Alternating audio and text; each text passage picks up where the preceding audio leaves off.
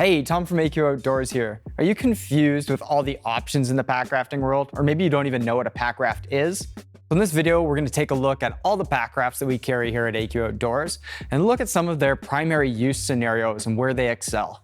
We'll also look at the budget and how that can affect things like the weight, durability, and features of a pack raft. And then lastly, we'll look at some pack raft sizing. So the first thing you want to consider when you're looking at a pack raft is what you're going to use it for. So pack rafting, I think, is a bit of a misnomer in terms of its naming. It could just be called an ultra lightweight watercraft.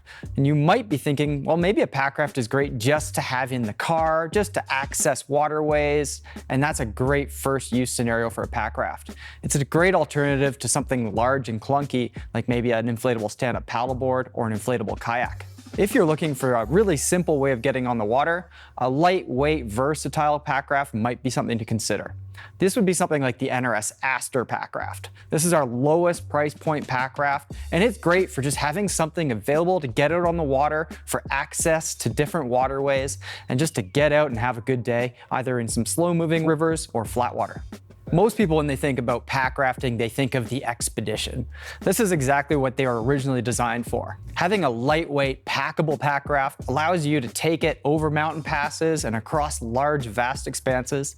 Maybe throw it on a bike or put it in a backpack. And bring enough gear that you can paddle down river for multiple days, be comfortable and lightweight, and travel with speed. This is what the Expedition pack raft was designed for. So like the name says, you might want to check out things like the Alpaca Expedition, which is a great multi-day boat for kind of class 2, 3 moving water, or something a little bit less expensive like the NRS Pulsar.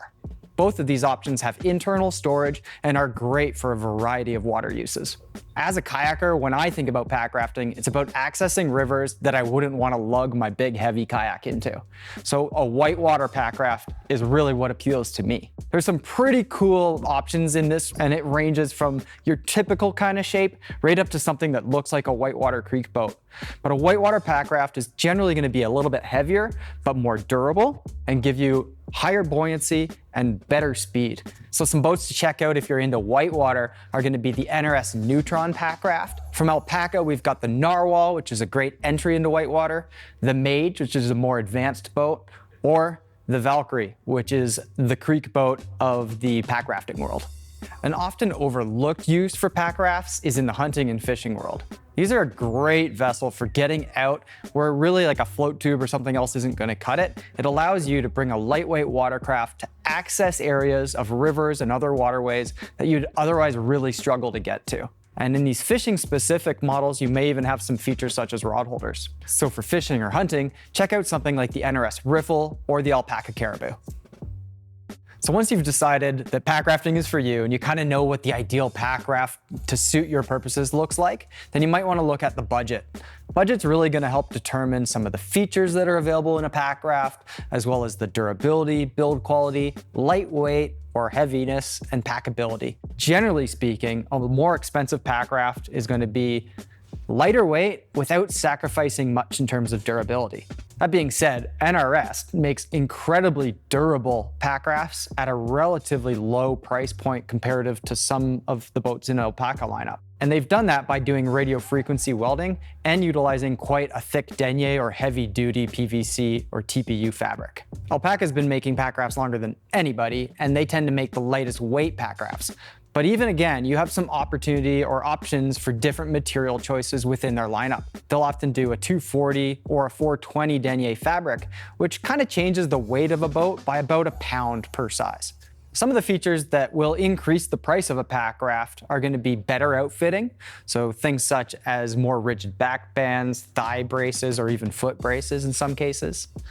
Packability or storage. So an added T-zip is a really popular option on a lot of pack rafts. This allows you to open up the internals of the boat to fit all of your gear inside. Then you would close that zipper, then inflate your pack raft. So all of your gear stays dry and well balanced within the tubes of the boat itself. Spray skirts or self-bailing floors can also impact the budget or price of the boat. The more features you have, the more the price is going to go up, but also take into consideration that added features will increase the weight and the overall pack size of a boat as well. It's helpful to know what comes with a pack raft. Generally, pack rafts are pretty simple. It's the pack raft with the seats that are involved. Usually there's an inflation bag or maybe even a mouth hose to help you inflate or get up to full pressure, and then you'll have a small repair kit. There's definitely going to be things you want to add or need to add to get out on the water. So of course you're going to need to add your basic paddling needs, your paddle, your PFD, and the clothing that you'd wear on the water. Some of the pack rafting specific accessories you might need to consider is a packable 4-piece paddle, maybe a better pump or something that makes it a bit easier to get it out on the water versus using the included handbag pump. Maybe some cam straps to strap that boat onto a backpack, or you might even need to consider a different or new backpack to fit your boat inside. So just some things to think about and incorporate those into your total envisioned budget when you're looking at getting into pack rafting. So something else to determine when you're looking at that pack raft is going to be the sizing. So most pack rafts are going to be offered in different sizes across most models.